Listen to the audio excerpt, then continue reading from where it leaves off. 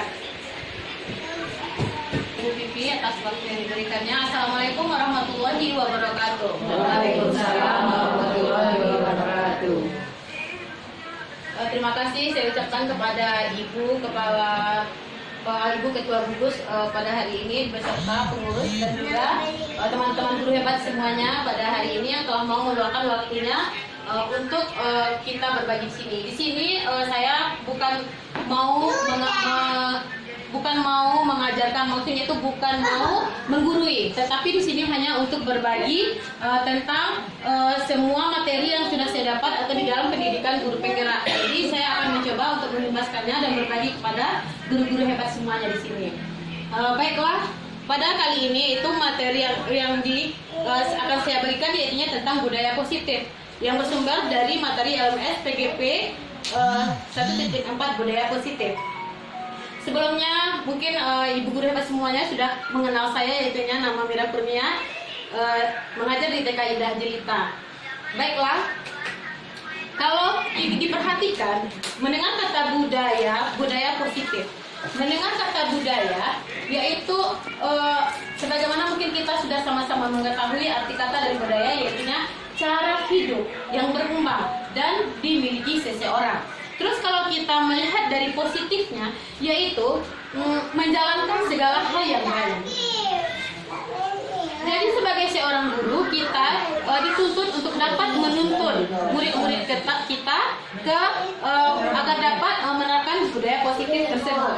Sebagaimana Ki Hajar Dewantara mengumpamakan sekolah sebagai sebuah ladang tempat persemaian bibit. Agar bibit bisa berkembang secara maksimal, maka petani dapat memperbaiki kondisi tanah, memelihara bibit tanaman, memberi pupuk dan air, membasmi ulat-ulat atau jamur-jamur yang mengganggu hidup bibit tanaman, dan lain sebagainya. Dari uraian tersebut, kita bisa memahami bahwa sekolah diibaratkan sebagai tanah tempat bercocok tanam, sehingga guru harus mengusahakan sekolah jadi lingkungan yang menyenangkan, menjaga dan melindungi murid dari hal-hal dan lingkungan yang dari hal-hal yang tidak baik. Dengan demikian, karakter murid tumbuh dengan baik sesuai dengan profil pelajar Pancasila. Baiklah ibu guru hebat semuanya di sini. Salah satu cara yang dilakukan guru dalam membantu siswa tumbuh maksimal mempunyai karakter profil pelajar Pancasila adalah dengan membangun budaya positif di sekolah. Jadi kita sebagai seorang guru dituntut untuk bisa menerapkan budaya positif di sekolah bagi murid-murid kita, sehingga nanti murid-murid kita bisa berkembang sesuai dengan karakternya masing-masing. Baiklah ibu guru hebat semuanya di sini, mungkin bisa kita bahas satu persatu, yaitu tentang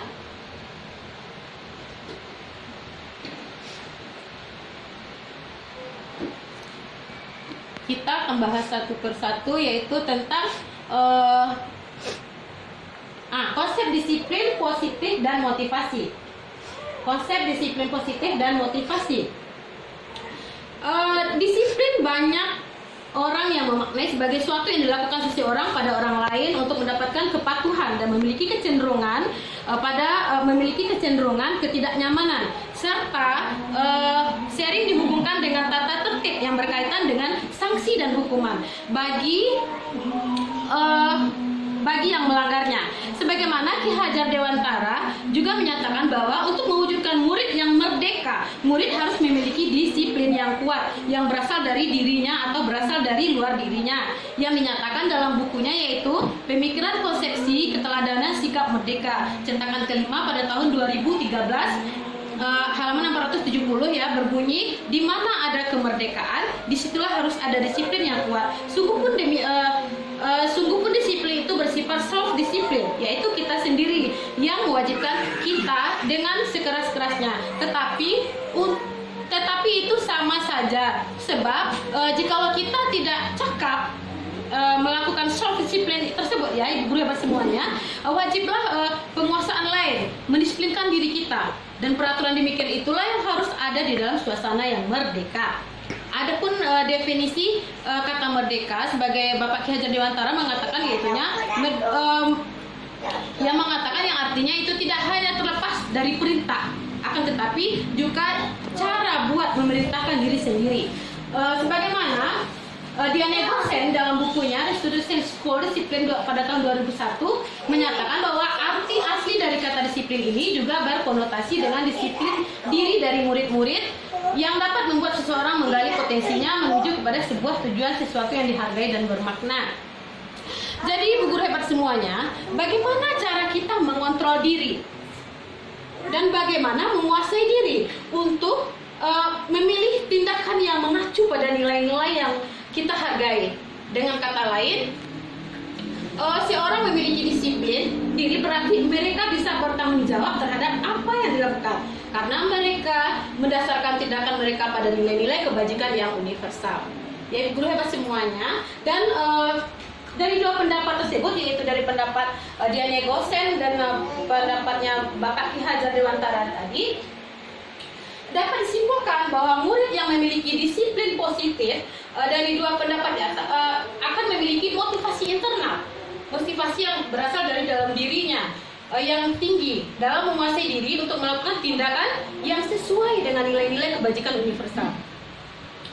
Sebagai pendidik ya, ibu guru hebat semuanya, tugas kita adalah membimbing siswa untuk memiliki disiplin diri yang berasal dari dirinya sendiri. Siswa dalam melakukan disiplin positif tidak terlepas dari motivasi ingin dicapai oleh siswa itu sendiri. Jadi, maka daripada itu ada 3 motivasi perilaku manusia. 3 motivasi perilaku dari manusia, yaitu menurut Diane Gossen dalam bukunya The Student School Discipline menyatakan ada 3 alasan motivasi perilaku manusia itu, yaitu yang pertama untuk menghindari ketidaknyamanan atau hukuman. Jadi ketiga motivasi ini untuk menghindari ketidaknyamanan atau hukuman, itu motivasi alasan motivasi perilaku manusia itu. Yang kedua yaitu mendapatkan imbalan atau penghargaan dari orang lain. Yang ketiga, untuk menjadi orang yang mereka inginkan dan menghargai diri sendiri dengan nilai-nilai yang mereka percayai. Dari ketiga motivasi perilaku manusia dalam mewujudkan disiplin positif tersebut, ya ibu guru hebat semuanya, yang harus ditanamkan adalah pada murid-murid adalah motivasi yang nomor 3, yaitu untuk menjadi orang yang mereka inginkan dan menghargai diri sendiri dengan nilai-nilai yang mereka percayai. Itulah motivasi yang perlu ditanamkan pada diri kita. Jadi mereka akan tetap berlaku baik dan melandaskan nilai-nilai kebajikan karena mereka ingin menjadi orang yang menjunjung tinggi nilai yang mereka hargai. Jadi untuk menerapkan disiplin positif ini, kita menerapkan yaitu keyakinan kelas. Setiap tindakan, ya, kita memerlukan keyakinan kelas, yaitu cara keyakinan kelas ini, setiap tindakan atau perilaku yang kita lakukan di dalam kelas dapat menentukan terciptanya sebuah lingkungan positif. Kenapa keyakinan kelas, bukan peraturan kelas? Jadi perilaku warga kelas tersebut menjadi sebuah kebiasaan yang akhirnya membentuk sebuah budaya positif dalam mewujudkan perilaku warga sekolah yang memiliki budaya positif. Hal pertama perlu diciptakan dan disepakati adalah membuat keyakinan-keyakinan dan prinsip-prinsip dasar bersama di antara para warga kelas untuk mendapatkan nilai-nilai kebajikan yang disepakati bersama. Jadi ibu guru hebat semuanya, mengapa keyakinan kelas? Mengapa tidak peraturan kelas saja? Jawabannya adalah suatu keyakinan akan lebih memotivasi seseorang dari dalam dirinya atau memotivasi secara intrinsik. Seseorang akan lebih tergerak dan bersemangat untuk menjalankan keyakinannya daripada hanya sekedar mengikuti serangkaian peraturan yang mengatur mereka harus berperilaku begini, berlaku begitu, membuat ketidaknyamanan dan keterpaksaan. Jadi, ibu guru hebat semuanya, bagaimanakah cara membuat keyakinan kelas tersebut? Cara pembuatan keyakinan kelas itu adalah yang pertama, keyakinan kelas hendaklah bersifat abstrak. Jadi, kalau dulu mungkin kita selalu mengatakan kepada murid-murid itu ialah hari ini adalah peraturan kelas kita ini. Itu adalah apa peraturan kelas kita. Tetapi yang sebaiknya agar murid-murid kita itu bisa berkembang, bisa meyakini dirinya dari dalam dirinya, maka kita laksanakan dengan keyakinan kelas. caranya itu keyakinan kelas hendaklah bersifat lebih abstrak. Dan yang kedua yaitu keyakinan kelas dituliskan berupa pertanyaan-pertanyaan universal. Yang ketiga, pernyataan keyakinan kelas senantiasa dibuat dalam bentuk positif. Keempat, keyakinan kelas hendaklah tidak terlalu banyak sehingga mudah diingat dan dipahami oleh semua warga kelas.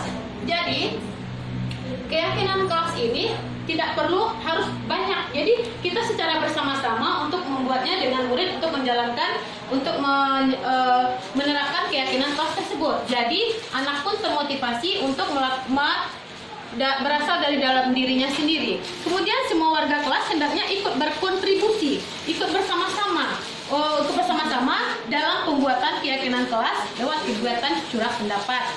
Terus bersedia meninjau kembali keyakinan kelas dari waktu ke waktu.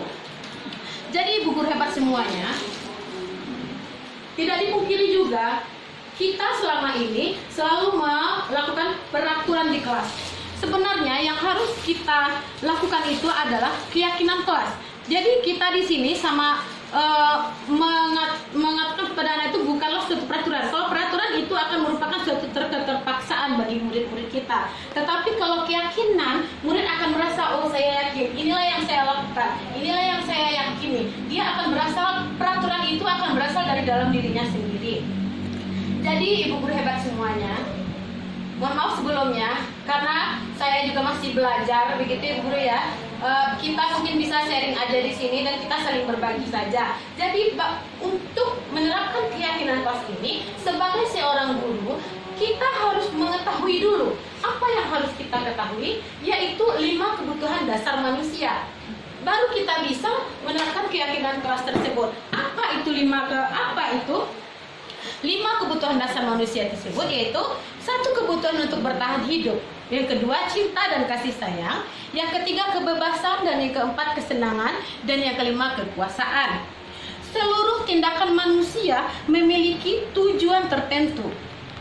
Benar begitu ya ibu guru hebat semuanya. Jadi semua yang kita lakukan adalah usaha terbaik. Usaha terbaik kita untuk mendapatkan apa yang kita inginkan. Ketika kita mendapatkan apa yang kita inginkan, sebetulnya saat itu kita sedang memenuhi 1 atau lebih dari kebutuhan dasar kita. Yaitu pertama kebutuhan dasar yang kita sebutkan tadi, yaitu kebutuhan dasar bertahan hidup, cinta dan kasih sayang, kebebasan, kesenangan dan kekuasaan. Ibu guru hebat semuanya, kita dan sebagaimana untuk marilah kita mungkin kita mengetahui yang mana yang itu kebutuhan untuk bertahan hidup. Mungkin kita jadi penasaran yang mana yang kebutuhan bertahan hidup, yang mana yang cinta dan kasih sayang yang ada pada diri murid tersebut, yang dibutuhkan oleh murid-murid kita. Yaitu kebutuhan bertahan hidup atau survival adalah kebutuhan yang bersifat fisiologis. Untuk bertahan hidup misalnya kesehatan, rumah, dan makanan. Seks sebagai bagian dari proses produksi termasuk kebutuhan untuk tetap bertahan hidup. Jadi, ibu guru hebat semuanya, komponen psikologis pada kebutuhan ini meliputi kebutuhan akan perasaan aman. Jadi, ada kasus yang mana kita sebut saja kasusnya Doni. Doni itu sering sekali meminta makanan di sekolah. Sering meminta makanan temannya di sekolah. Di sana kita bisa mengetahui kebutuhan apa yang dibutuhkan oleh Doni tersebut. Kemudian ketika Doni ditanya oleh ibu gurunya, kenapa Doni suka meminta makanan temannya? Doni akan menjawab, Bu, saya lapar. Jadi dari sana kebutuhan apa yang belum dipenuhi oleh si Doni, yaitu adalah kebutuhan untuk bertahan hidup. Mungkin di rumah si Doni tidak sarapan dulu sebelum berangkat ke sekolah. Kemudian lagi ada juga lagi kasus Doni itu di sekolah kan kita pernah sering mengalami. Kenapa kenapa anak ibu mengambil meminta makanan temannya? Ada alasannya karena dia merasa lapar. Itu adalah kebutuhan bertahan hidupnya yang belum terpenuhi. Bisa jadi di rumah orang tua belum masak, karena dia belum makan, belum sarapan. Jadi meminta kepada teman-temannya. Sebagai seorang guru itu mungkin yang harus kita perhatikan. Saya sendiri jujur masih belum terlalu memperhatikan kebutuhan dasar murid-murid itu mungkin. Jadi ada juga kalau seandainya muridnya bertanya, kita bertanya, kenapa meminta makanan? Bisa jawabannya dari murid tersebut, yaitu dia akan mengambil berkata karena dia merasa senang temannya jadi memperhatikan dia. Saya senang dia meminta makanan temannya karena dia senang nanti temannya akan memperhatikannya. Bu Doni mengambil makanan, jadi dia jadi perhatian. Jadi di situ kebutuhan dasar yang belum terpenuhi adalah kebutuhan dasar cinta dan kasih sayang. Berarti dia masih butuh cinta dan kasih sayang. Di rumah mungkin belum dapat perhatian dari orang tuanya. Jadi sebagai seorang guru mungkin marilah kita bersama-sama merangkul murid-murid kita tersebut untuk memperhatikan 5 kebutuhan dasar murid-murid kita. Kemudian mungkin dari kebebasan. Yang mana contohnya mungkin dari bisa anak dari kasus anak tersebut mungkin dia merasa kenapa selalu meminta makanan teman nak? Ada jawaban dari murid tersebut, Bu, saya bosan dengan makanan di rumah. Saya bosan, mama selalu ngasih makanan itu aja yang dikasih oleh mama, Bu. Makanya berarti murid tersebut kebutuhan atas kebebasan belum terpenuhi. Dia sebenarnya ingin makanan bervariasi seperti teman-temannya di dalam kelasnya. Makanya dia selalu minta aku satu. Itu karena dia ingin kebebasan. Karena misalnya nasi goreng aja terus, atau kue putu aja setiap hari dikasih mamanya. Jadi dia merasa belum bebas. Maka dia meminta makanan dari teman-temannya tersebut. Itu kebutuhan kebebasan dari murid tersebut yang belum terpenuhi. Mungkin disitulah tugas kita sebagai seorang guru untuk memperhatikannya. Kemudian lagi yaitu kebutuhan tentang kesenangan. Contohnya yang bagaimana tentang kesenangan tersebut? Tentang kesenangan itu kita bertanya, ada jawaban dari murid. Kenapa selalu meminta makanan teman? Saya senang Bu. Kenapa? Karena setiap saya usilin, saya senang melihat wajahnya yang cemberut di saat saya usilin. Diusilkan, diambil makanannya, pasti temannya akan ngomel. Dia senang. Itu karena anak yang memiliki kebutuhan kesenangan ini adalah untuk mencari kesenangan, bermain. Ciri-cirinya itu dia suka bermain, tertawa. Bayangkan hidup tanpa kenikmatan apapun, sama seperti kita, betapa menyedihkan. Belajar menghubungkan kebutuhan akan kesenangan dengan belajar. Hewan pun seperti lumba-lumba, primata dia juga membutuhkan kesenangan, apalagi kita. Jadi di sanalah mungkin kita sebagai seorang guru dapat memperhatikan beberapa kebutuhan dari murid kita. Ya, kebutuhan terakhir yaitu kekuasaan. Untuk kebutuhan kekuasaan ini, penguasaan atau kebutuhan pengakuan atas kemampuan. Kebutuhan ini berhubungan dengan kekuatan untuk mencapai sesuatu, menjadi komponen, menjadi terampil diakui atas prestasi dan keterampilannya, didengar dan memiliki rasa harga diri. Kebutuhan ini meliputi keinginan dianggap berharga, bisa membuat perbedaan, bisa membuat pencapaian komponen diakui, dihormati, dan meliputi self-esteem dan keinginan untuk meningkatkan pengaruh. Anak-anak yang memiliki kebutuhan dasar akan kekuasaan yang tinggi biasanya selalu menjadi pemimpin. Mereka juga suka mengamati sebelum mencoba hal baru dan merasa kecewa bila melakukan kesalahan. Mereka juga biasanya rapi dan sistematik dan selalu ingin mencapai yang terbaik.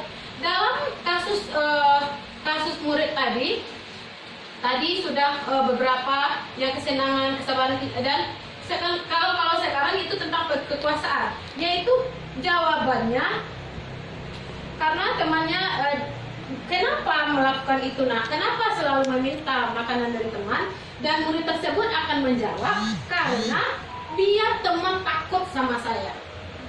Biar dia takut sama saya, berarti dia kebutuhan kekuasaannya, powernya yang belum terpenuhi. Dia akan merasa, kalau seandainya saya minta satu, teman-temannya akan merasa takut sama dia. Jadi dia merasa orang yang lebih,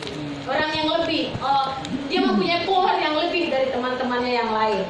Itu kebutuhan kekuasaannya yang belum terpenuhi. Mungkin kita selama ini, mungkin saya yang merasa seperti itu, masih belum mungkin memperhatikan kebutuhan itu. Dan saya yakin ibu guru hebat semuanya sudah menerapkan semuanya itu, dan semoga sudah memperhatikan kebutuhan dasar dari murid-murid kita tersebut, sehingga pembelajaran bisa berjalan, menjalankan budaya positif di sekolah kita. Baiklah ibu guru hebat semuanya, jadi apabila kebutuhan dasar dari murid-murid kita sudah terpenuhi, sebagai seorang guru, kita harus tahu di posisi manakah kita sebagai seorang guru. Ada 5 posisi kontrol dari guru tersebut, yaitu sebagai penghukum, pembuat orang merasa bersalah, sebagai teman, sebagai pemantau dan manajer. Jadi kita di posisi mana? Di posisi manakah kita? Di posisi manakah kita? Diana Gassen ya, murid hebat buat semuanya, dalam bukunya Restitution School Disiplin 1998 mengemukakan bahwa guru perlu meninjau penerapan disiplin di dalam ruang-ruang kelas kita selama ini. Jadi kita perlu meninjau kembali di posisi manakah kita, apakah telah efektif, apakah berpusat memerdekakan dan memandirikan murid, bagaimana dan mengapa. Melalui serangkaian riset dan berstandar teori kontrol, Dr. William Bosen berkesimpulan tadi yang sudah kita sebutkan tadi, yaitu ada 5 posisi kontrol yang diterapkan seorang guru, seperti tadi penghukum, pembuat merasa bersalah, teman, pemantau dan manajer. Kemudian yang manakah yang posisi penghukum tersebut? Di posisi manakah kita? Apakah kita di posisi penghukum? Semoga saja kita semua tidak di posisi tersebut, yaitu posisi penghukum, yaitu seorang penghukum bisa menggunakan hukum fisik maupun verbal. Dia selalu menggunakan fisik dan verbal. Orang-orang menjalankan posisi penghukum senantiasa mengatakan bahwa sekolah memerlukan sistem atau alat yang dapat lebih menekan murid-murid lebih dalam lagi. Guru yang menerapkan posisi penghukum akan berkata, patuhi aturan ibu guru. Dia akan selalu berkata seperti itu, patuhi aturan ibu guru. Terus kalau kamu kok selalu salah, anak ibu, walaupun dia mengatakan anak ibu kok kan selalu salah, silakan anak ibu berdiri di sana. Itu yang sering kita lakukan. Kalau tidak bisa kalau tidak bisa bergabung bagus dengan temannya, belajar bagus dengan temannya lagi, silakan anak ibu pindah. Itu adalah posisi penghukum yang telah kita lakukan. Saya sendiri juga pernah melakukan itu. Mudah-mudahan nanti kita tidak seperti itu lagi setelah kita sama-sama mengetahuinya. Kemudian lagi yaitu pembuat merasa bersalah. Pembuat merasa bersalah. Pada posisi ini biasa guru akan bersuara lebih lembut. Sayang, anak ibu, dia akan selalu berkata lembut. Pembuat orang merasa bersalah akan menggunakan keheningan yang membuat orang lain merasa tidak nyaman. Dia merasa bersalah atau rendah diri. Jadi, kata-kata yang keluar dengan kata lembut seperti, ibu sangat kecewa sekali dengan kamu. Duh, ibu sedih kalau kamu seperti itu. Kalau kita merasa itu kan, bisa murid-murid kita kan akan senang merasa seperti itu. Tetapi sebenarnya itu salah yang kita lakukan. Kita sudah merasa, iya sayang, ibu sedih kalau anak ibu itu begini. Jadi, oh iya sayang, kalau begitu nanti mamanya bagaimana di rumah. Jadi dia akan merasa bersalah, akan merasa menyalahkan dirinya. Sebenarnya ini sebaiknya tidak kita lakukan lagi. Kemudian lagi, posisi sebagai teman. Yang mana posisi sebagai teman tersebut? Guru pada posisi ini tidak akan menyakiti murid. Dia tidak akan menyakiti murid, namun akan tetap berupaya mengontrol murid melalui persuasinya. Posisi teman pada guru bisa negatif atau bisa positif. Yang mana yang dikatakan bisa negatif dan bisa positif itu, positif di sini berupa hubungan baik yang terjadi antara guru dan murid tersebut. Guru di posisi teman menggunakan hubungan baik dan humor. Gurunya suka humor ini kalau guru yang di posisi teman ini untuk mempengaruhi seseorang. Mereka akan berkata, ayo bantulah demi ibu ya, demi ibu ya, ayo sayang bantu ya, yang sayang sama ibu. Nah, seperti itu. Terus lagi, ayo ingat nggak kemarin ibu sudah bantu apa? Nah, itu dia merasa akan gurunya adalah sebagai temannya. Jadi gurunya itu dia akan sudah bersama-sama dengan gurunya dan merasa dirinya gurunya adalah teman. Tetapi di saat guru itu tidak datang ke sekolah, muridnya tidak mau digantikan dengan guru yang lain karena guru tersebut sudah memposisikan dirinya sebagai teman. Jadi dia hanya dengan guru ini aja.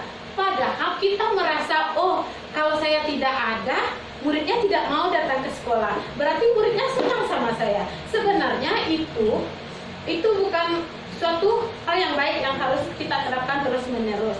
Jadi kita harus memposisikan diri kita itu. Pada posisi teman ini, muridnya akan bertindak untuk gurunya tertentu dan tidak untuk guru lainnya. Murid akan tergantung pada guru tersebut. Dia akan tergantung pada gurunya tersebut. Juga sebagai teman, dia akan tergantung kepada guru-gurunya yang karena gurunya sudah memposisikan dirinya sebagai teman. Kemudian yaitu sebagai pemantau atau monitor. Yang manakah yang dikatakan pemantau atau monitor? Yaitu memonitor berarti mengawasi. Pada saat kita mengawasi, kita bertanggung jawab atas perilaku orang-orang yang kita awasi. Yang mana yang itu? Seperti misalnya murid kita setelah bermain. Murid setelah bermain dia tidak merapikan mainannya lagi. Tidak merapikan mainannya lagi. Kita selalu mengatakan kepada muridnya, ayo, apa peraturannya setelah selesai bermain? Apa aturannya selesai bermain? Sebenarnya tidak itu kita harus datangkan dari dalam diri murid tersebut dulu. Bukan harus apa aturannya setelah main. Anak pasti akan merasa, oh ya bu, selesai bermain kita harus merapikan mainannya lagi. Seperti itu. Tetapi yang sebaiknya yang kita lakukan adalah posisi sebagai manajer. Yaitu manajer itu posisi terakhir. Manajer adalah posisi di mana guru tersebut berbuat sesuatu bersama dengan muridnya, mempersilakan murid bertanggung jawab atas perilakunya, mendukung murid agar dapat menentukan solusi atas permasalahannya sendiri. Jadi seorang manajer telah memiliki keterampilan posisi teman maupun posisi pemantau.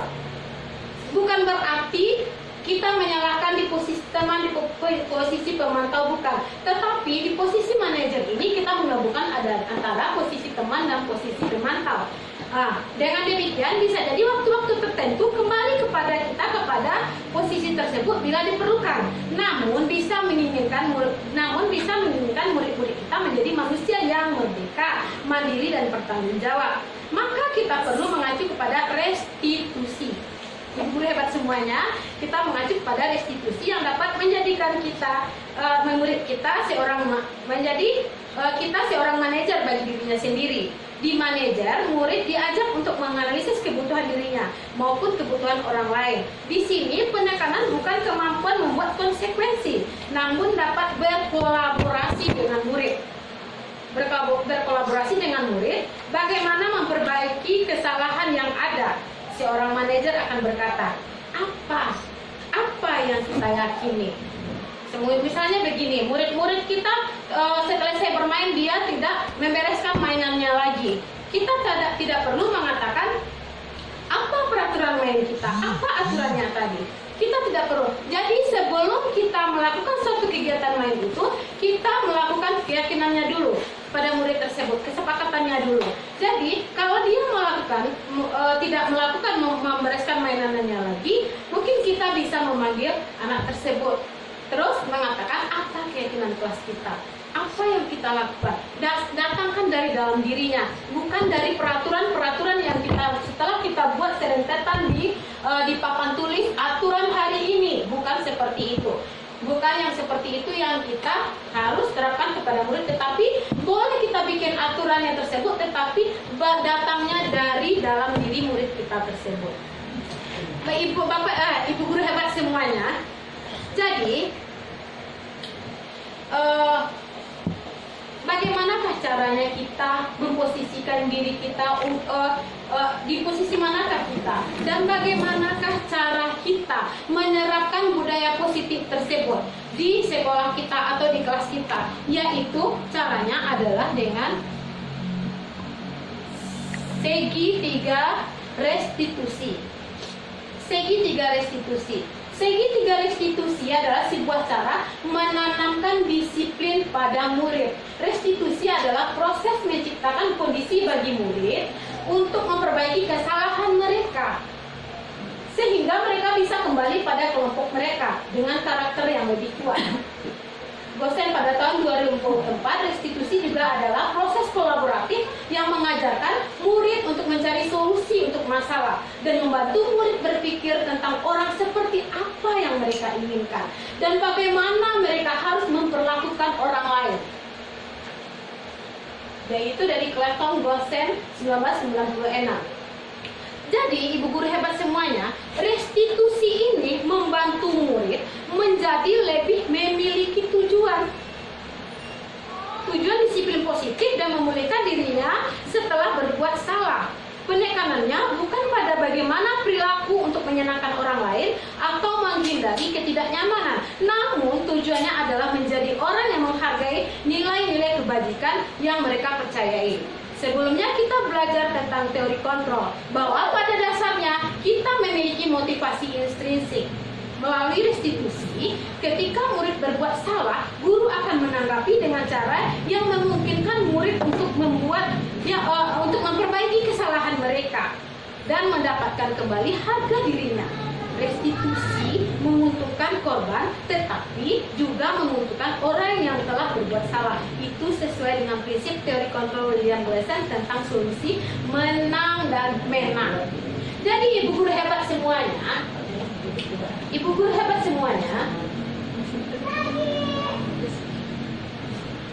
jadi apa ciri-ciri restitusi yang membedakannya dengan program disiplin lainnya?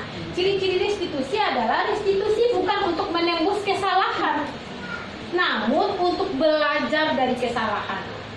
Jadi restitusi memperbaiki hubungan. Restitusi adalah tawaran, bukan paksaan. Restitusi menuntun untuk melihat ke dalam diri. Restitusi mencari kebutuhan dasar yang mendasari tindakan. Restitusi diri adalah cara yang paling baik. Restitusi bisa menguatkan. Restitusi fokus pada karakter, bukan tindakan. Restitusi mengembalikan murid yang berbuat salah kepada kelompoknya lagi. Terus, ibu guru hebat semuanya, bagaimanakah caranya kita, langkah-langkah yang harus kita lakukan untuk menerapkan restitusi tersebut? Langkahnya yaitu menerapkan restitusi tersebut. Menerapkan segitiga restitusi itu adalah nih. Ini ibu guru hebat semuanya ya. Yaitu bagaimana caranya kita, langkah-langkah apa yang harus kita lakukan untuk menjalankan restitusi ini, yaitu segitiga restitusi. Yang pertama adalah menstabilkan identitas. Menstabilkan identitas. Bagaimana, apa yang kita lakukan di saat anak melakukan suatu kesalahan dengan menggunakan segitiga restitusi? Yaitu yang pertama adalah menstabilkan identitas. Yang mana contohnya seperti tadi, murid kita melakukan suatu permainan bersama teman-temannya, tetapi murid tersebut tidak merapikan lagi mainannya. Apa yang harus kita katakan? Tetap kita tadi kan tidak memposisikan diri kita sebagai penghukum. Coba kalau tidak dirapikan lagi mainannya ya, besok anak itu tidak boleh main lagi. Itu kan di posisi penghukum. Tetapi kalau kita sebagai seorang guru, mari kita memperbaiki. Saya juga baru dapat ilmu ini dari pendidikan yang telah saya jalankan, yaitu di guru penggerak, di calon guru penggerak ini. Dan ini bagaimana caranya? Kita bisa memanggil murid tersebut. Di saat bermain, dia sudah selesai bermain, dia tidak mau merapikan mainnya. Kita lakukanlah yaitu langkah yang pertama, menstabilkan identitas. Bagaimana caranya? Apakah kata-katanya? Kita panggil, menstabilkan identitas, kemudian validasi tindakan yang salah, dan menanyakan keyakinannya. keyakinan kelas, menanyakan keyakinan. Contohnya bagaimana? Dipanggil, nah, sudah selesai bermainnya? Sudah Bu, sudah Bu Guru. Ya, kalau sudah selesai bermainnya, tadi Bu Guru lihat si anak ibu belum merapikan mainannya, sementara teman-teman sudah merapikan mainannya. Jadi ada apa? Kenapa seperti itu? Kita menanyakan. Jadi kita memvalidasi tindakannya yang salah itu. Anak akan menjawab, Bu Guru, saya capek. Saya capek Bu Guru, saya nggak mau merapikan mainannya. Kita sebagai teman, kita sebagai seorang guru, jadi kita bisa memvalidasi tindakan yang salah tersebut.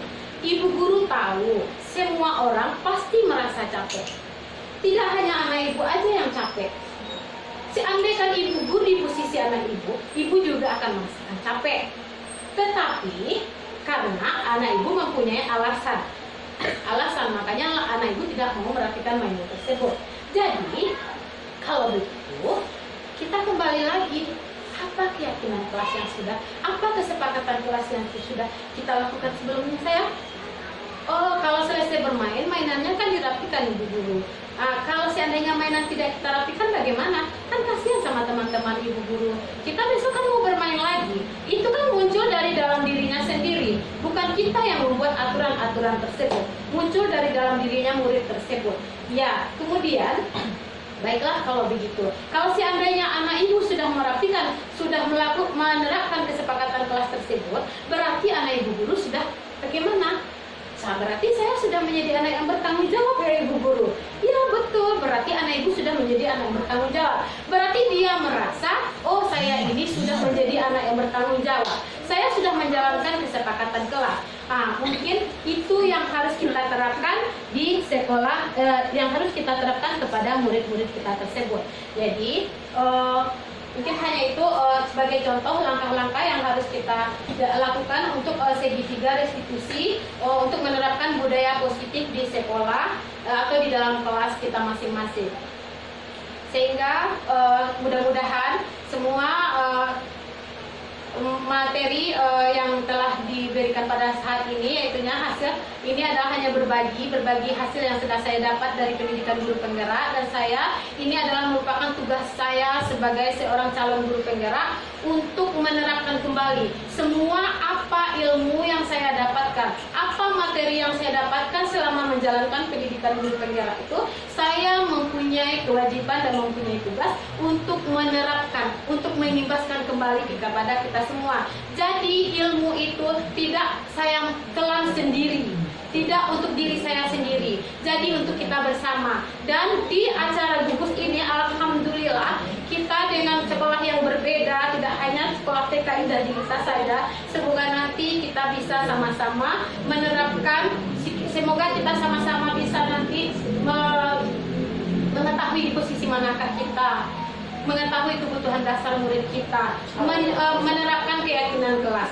Keyakinan kelas itu bisa kita, caranya ditanyakan dulu kepada murid. Jadi setelah selesai bermain, kita menanya, bukan dari kita, tanya kepada murid, merapikan mainan.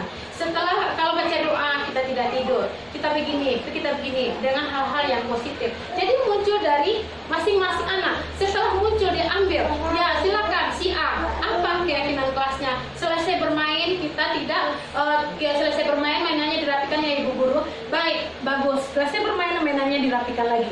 Boleh kita tempel. Sekarang dari si A mengatakan selesai bermain mainannya dirapikan kembali. Kita tulis. Tidak apa-apa kita tulis, kita kasih foto. Ibu guru hebat semuanya ya. Kita kasih foto, kita tempel, ini adalah keyakinan dari si A.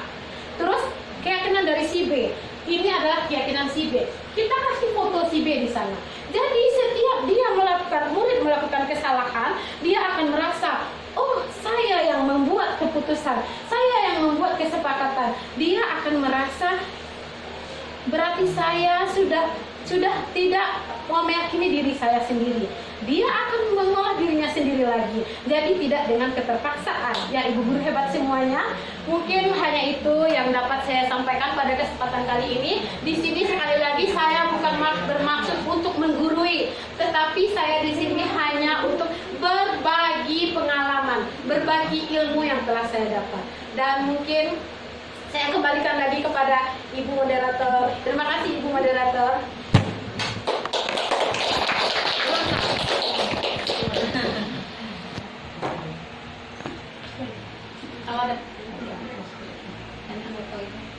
Terima kasih kepada Ibu Mira yang telah menyampaikan tentang budaya positif kepada kita semua, sehingga semoga kita bisa melakukan apa yang telah disampaikan oleh Ibu Mira. Apakah dari ibu guru yang lain ada pertanyaan kepada Bu Mira? Kalau ada, dipersilakan. Atau tanggapan atau umpan balik juga boleh, Ibu guru hebat semuanya, karena kita sama-sama masih belajar. Kalau seandainya pertanyaannya belum bisa saya jawab, saya akan jadikan PR dan saya akan tanyakan kepada fasilitator saya atau instruktur saya yang mungkin bisa saya tanyakan lagi. Silakan Bu Yayu. Bu. Enggak cuma menanggapi aja Bu ya. Berarti di sini intinya budaya positif ini empati anak yang kita ambil ya. Berarti bukan dari ibu gurunya tetapi dari diri anak, empatinya ya. Itu aja lah yang Bu Yayu tangkap ya, empati anak yang selalu harus kita kembangkan. Jadi setiap anak melakukan melakukan kesalahan atau tindakan apapun, dia mengerti dari dalam dirinya. Berarti empatinya yang kita bangun, kasih sayangnya, yang tadi kebebasannya, yang power, kekuasaan, semuanya tadi. Berarti empatinya kita bangun dulu. Dari situlah nanti anak-anak tuh tahu apa yang sebetulnya dia butuhkan dan apa yang dia akan aplikasikan. Itu aja Bu Mira, terima kasih. Baik, boleh saya jawab langsung Ibu Moderator? Baik, terima kasih Bu Yayu atas masukannya, atas sarannya itu, atau sharingnya pada hari ini. Benar sekali Ibu Yayu. Semua ini kita sudah selama ini saya jujur, banyak kesalahan yang telah kita lakukan sebagai seorang guru. Benar sekali Bu Yayu. Yang paling kita ambil yaitunya empati murid tersebut.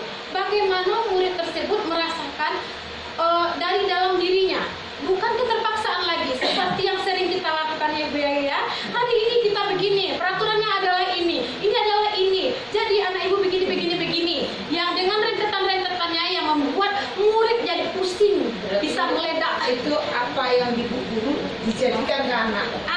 Sebelumnya bukan anak timbul sendiri.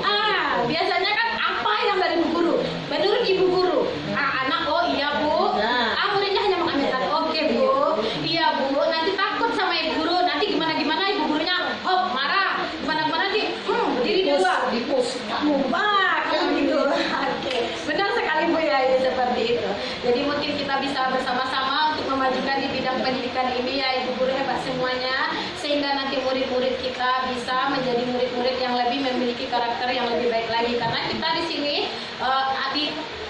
menuntun murid-murid tersebut ke arah yang lebih baik lagi supaya mereka bisa diterima di masyarakat dan bisa meningkatkan kompetensinya lebih baik lagi. Bagaimana Ibu Yayu? Oke Bu Yayu, mudah-mudahan nanti bertambah lagi lah. Berarti yang biasanya ibu gurunya menghapus atau mengejudge, mudah-mudahan tidak diaplikasikan lagi. Mudah-mudahan ke depan budaya positifnya lagi. Iya, insya Allah mudah-mudahan ya Bu Yayu ya, Masya Allah. Terima kasih Bu Yayu atas masukannya dan terima kasih juga kita sudah sharing bersama di sini. Semoga nanti bisa. Saya juga butuh dari ibu guru hebat semuanya. Masih butuh masukan begitu. Apa yang harus kita bekerja sama saja di sini untuk meningkatkan bidang pendidikan, meningkatkan potensi murid-murid kita. Terima kasih Ibu Yayu atas sarannya. Dan terima kasih Bu Moderator. Baiklah, berakhir sudah acara kita hari ini. Alhamdulillahirabbil alamin, acaranya berlangsung sangat baik dan lancar. Saya sebagai moderator mohon diri. Assalamualaikum warahmatullahi wabarakatuh. Waalaikumsalam warahmatullahi wabarakatuh. Warahmatullahi wabarakatuh. Terima kasih Bu Mira atas ilmu yang bermanfaat bagi guru-guru semua, termasuk saya juga, karena disinilah kekhilafan kita selama ini, yang biasanya kita menganggap anak itu akan patuh kepada ibu guru, padahal itu sebenarnya adalah sesuatu yang keliru. Yang sebenarnya adalah sesuatu sangat betul, apa-apa yang diucapkan, apa-apa yang dijadikan suatu pengakuan bagi anak, dan itulah yang akan nanti menjadi hukuman bagi mereka sendiri. Terima kasih, bagus, lebih maju Bu Mira, lebih semangat CGP-nya. Terima kasih banyak, kita sudah mendapatkan ilmu itu. Mudah-mudahan ilmu ini nanti untuk imbasnya ke bu guru semuanya bisa kita aplikasikan budaya positif yang kedepannya, dan sifat-sifat kita yang kemarin yang biasa mengepus, mengejas anak, mudah-mudahan itu kita mulai dari sejak mendapatkan ilmu kita hilangkan lagi, kita aplikasikan ilmu budaya tadi. Terima kasih Bu Mira ilmunya, mudah-mudahan ke depan dapat ilmu lagi, salurkan lagi ke kami semuanya. Terima kasih, assalamualaikum.